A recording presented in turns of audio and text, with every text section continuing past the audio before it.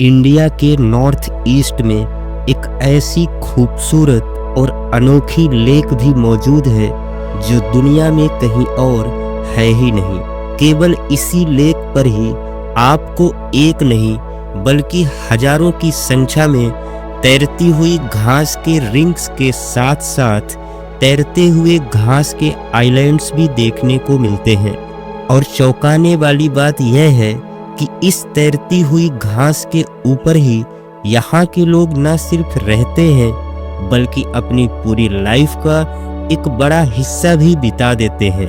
पर सवाल अब भी वही है कि आखिर कैसे इस तैरती हुई घास के ऊपर लोग अपना जीवन यापन करते हैं और ये घास से बने आइलैंड्स आखिर डूबते क्यों नहीं हैं और आखिर कैसे यहाँ के लोग दुनिया से अलग होकर भी नेचर से दूर नहीं बल्कि नेचर के साथ ही जीना सीख चुके हैं।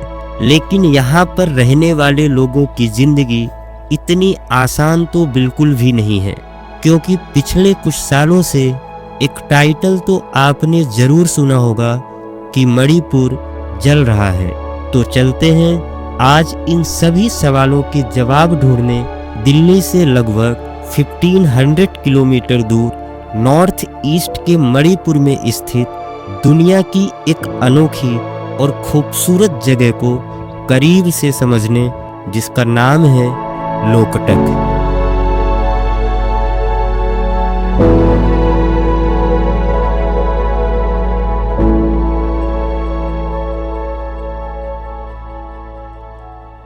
कुछ जगह पे ऐसी कुंडी हैं जिनके बीच से नाव निकलता है और ये बोट इतना हिल रहा है कि लग रहा है गिर जाऊंगा मैं। और दादा हमारे साथ हैं, हमको लेके चल रहे हैं फ्लोटिंग जो होम स्टे होते हैं या फिर जो लोकल घर बने होते हैं उन सबको दिखाने के लिए। मैं अभी इसको चलाने वाला हूँ।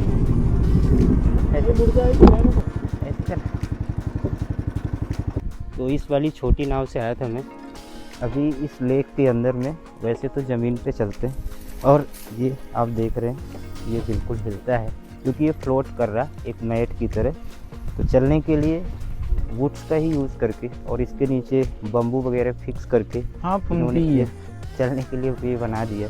ये काफ़ी सही है क्योंकि इधर नीचे जाने में तो शूज़ भीग भी सकते हैं।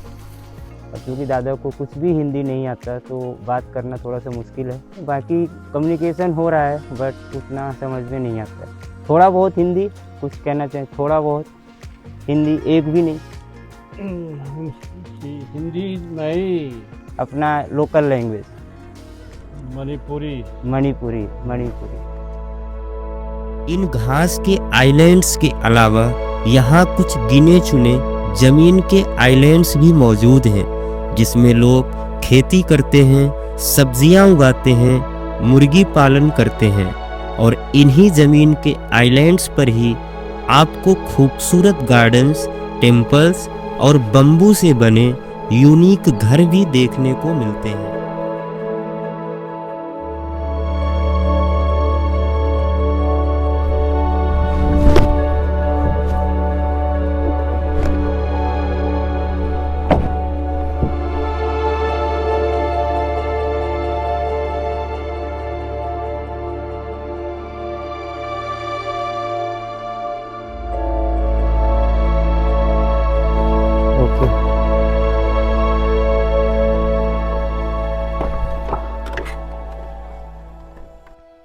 तो आइलैंड में रहना इतना आसान नहीं होता। सो ये लोग अपने लिए फ्लावर्स और ये बनाना है और बहुत सारी सब्जियां हैं, पोटैटोस और टोमेटो है और फिशिंग तो करते ही हैं लोग। तो अपने ज़रूरत की जितनी सारी चीज़ें होती है वो खुद ही इन आइलैंड पे ही उगाते हैं और जो भी एक्स्ट्रा सामान होता है इसका स्टोरेज करते हैं और फिर बोट के थ्रू सिटी में या फिर जो दूसरे गांव हैं उनको ये लोग एक्सपोर्ट करते हैं। और ये स्टोर रूम है और ये कुछ घास जैसा होता है, मुझे मशरूम लग रहा है एक्चुअल में। इसको स्टोर करके रखते हैं और बाहर सेल करते हैं। ये मशरूम है, ये बहुत महंगा जाता है, बहुत ज़्यादा। और यहाँ आप देख सकते हैं कितने सारे हैं। तो गांव में भी ऐसे छोटे छोटे बिजनेस ये लोग करते हैं, स्टोर करके रखते हैं और फिर बाहर सिटीज़ में या फिर दूसरे गांव में एक्सपोर्ट करते हैं। तो इसके थ्रू और फिशिंग के थ्रू इनकी इनकम जनरेट होती रहती है। और ये जो सामने दिख रहा है ये सभी चीज़ें इसकी स्टेयर तक वुड्स की है और ज़्यादातर ये जो होल्ड करने के लिए बाम्बू का यूज़ है। और ऊपर आप छत में भी देखेंगे यहाँ तक कि जो इसका गेट है ये सभी चीज़ें बाम्बू से बनाई गई। और इससे खूबसूरत घर मुझे नहीं लगता कि सीमेंट या फिर किसी और चीज़ से बनाया जा सकता है और बहुत ही खूबसूरत है देखने में। ये जो फुंदीस रिंग्स के शेप में आप देख रहे हैं वो पूरी तरह से नेचुरल है और आपको दिखाई देने वाली इसकी ऊपरी सतह फुंदी का केवल 20% हिस्सा होता है, क्योंकि 80% से ज़्यादा हिस्सा पानी के भीतर डूबा हुआ होता है।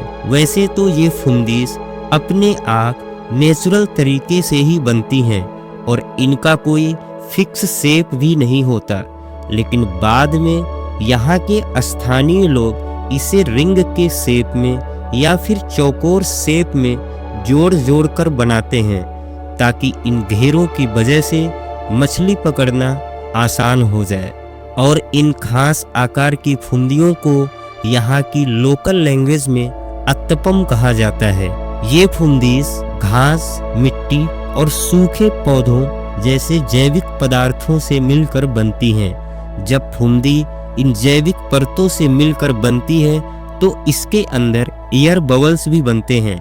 यही एयर के बबल्स इन फुंदीस को सांस लेने में और तैरने में मदद भी करती हैं।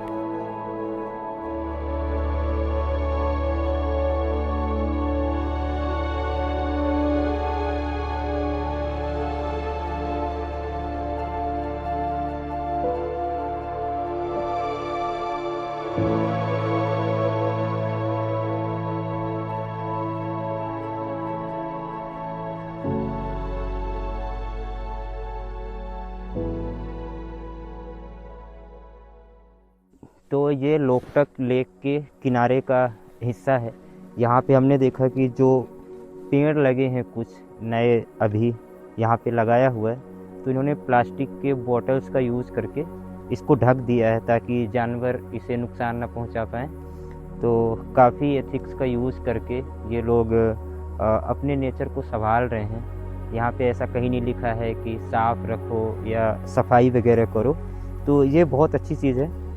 बॉटल्स का ही घेरा बना दिया है इसमें, और ये नीचे जो एक पेड़ है किसी चीज़ का वो अभी छोटा सा है और धीरे धीरे बड़ा होगा तो शायद इसको हटा देंगे।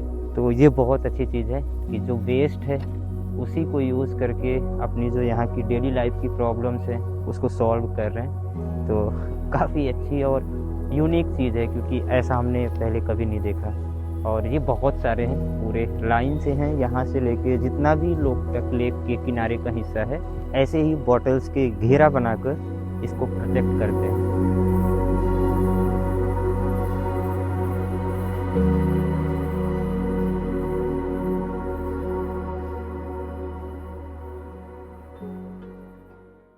ये होम स्टे भी पूरी तरीके से बाम्बू और वुड्स के ही बने हैं ताकि ये फ्लोट कर सकें। और अभी ऐसा है कि ज़्यादा कस्टमर को एक्सपीरियंस मिले तो इन होम स्टे में ज़्यादा सामान है, तो इसके लिए आप नीचे देख रहे होंगे तो ड्रम लगाए हैं। ड्रम पे एयर भर के उसको पूरी तरीके से क्लोज करके इनके नीचे रखा गया, क्योंकि फुंदीज़ में अगर हम ज़्यादा लोड देते हैं तो नीचे बैठने का भी एक रिस्क रहता है।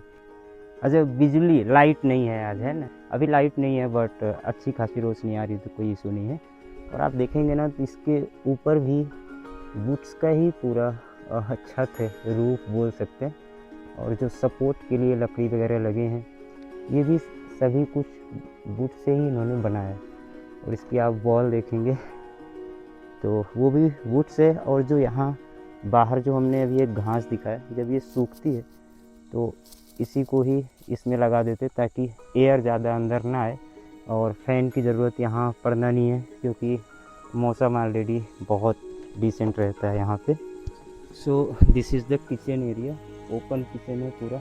आप यहाँ बना भी सकते हैं अपने से, या फिर दादा भी हेल्प करते हैं अगर कोई यहाँ स्टे करता है तो। और जैसा कि मैंने बताया था कि जैसे अब ये सिलेंडर और स्टोव या फिर बर्तन ज़्यादा हैं, तो इतना लोड एक फुमदी पे नहीं दिया जा सकता।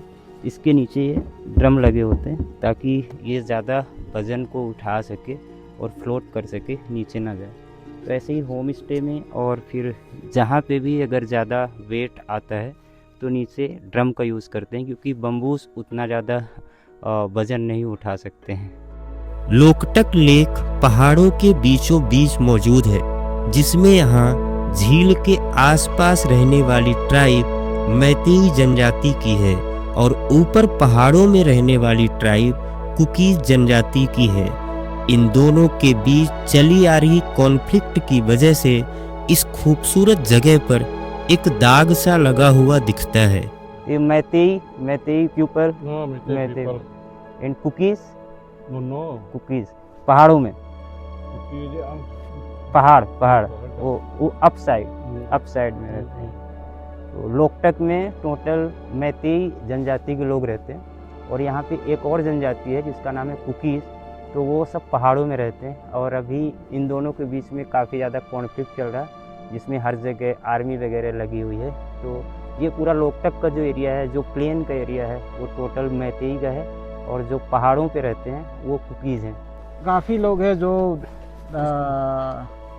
50-60 ईयर्स से ज़्यादा रह रहा है। हाँ, मतलब कुछ तो बहुत पुराने हाँ होंगे। हाँ पुराना है। ये लोग भी मतलब म्यांमार से ही आए थे उस टाइम में। हाँ हमारे उस टाइम राजा वगैरह था, हाँ हाँ। तो उस टाइम ज़्यादा से ज़्यादा ब्रिटिश के टाइम पर आया। हाँ अभी इसके टाइम पे ही आए थे। हाँ, अभी क्या है कि जो पहले से रह रहा था वो तो ठीक है, जो नया उस म्यांमार की तरफ से आया है वो लोग को ज़्यादा problem। वो लोग प्रॉब्लम क्रिएट कर रहा है। वैसे तो यहाँ तक पहुँचना आसान तो बिल्कुल भी नहीं था, क्योंकि इस रास्ते का कुछ हिस्सा अभी भी अंडर कंस्ट्रक्शन है और कुछ जगहों पर तो जंगलों में आग लगी हुई दिखती है। पर इन सभी को नेचर का एक पार्ट समझकर मैं आगे बढ़ता गया, जहाँ बादलों को सड़क के ऊपर और पहाड़ों से लिपटे हुए देखता गया और आखिरकार इंडिया की एक बेहद खूबसूरत जगह तक का सफ़र पूरा हो गया।